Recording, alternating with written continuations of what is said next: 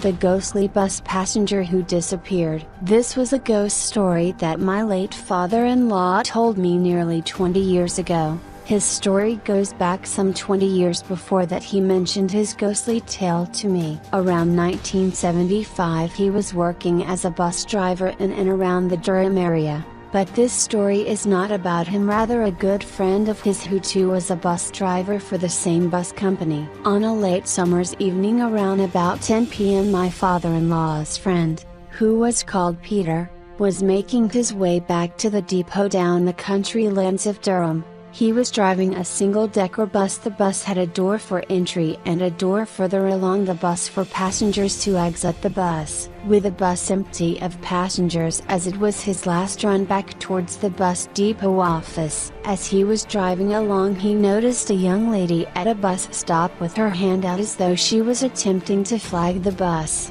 Peter duly obliged and opened the bus door for the young lady to step into the bus. The young girl was approximately 20-24 looking from how Peter described her. She was however in a state of dishevelment and was crying. Peter apparently asked the girl if she was heading back towards Durham city center. The young woman replied yes.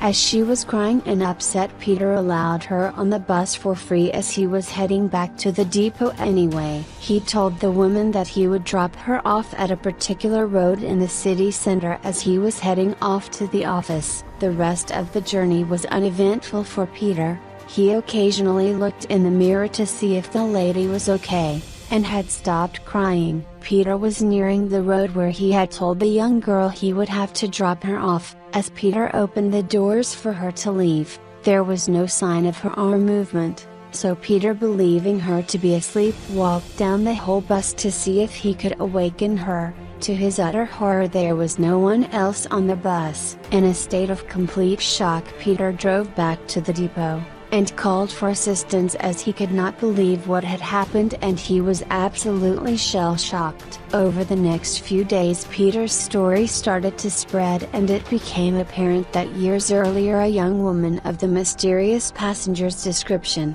had been knocked over by a car in the same area that Peter had picked her up. The story went that she had just been to see her boyfriend and they had an almighty row. She ended up going home heading for a bus rather than let her boyfriend drive her home. As she walked to the bus stop crying, she is alleged to have walked into the road in front of oncoming traffic, and she was sadly killed outright by a car. The actual time of Peter picking up the young lady was said to be the anniversary of her death. What I do know is that Peter never worked again whatsoever.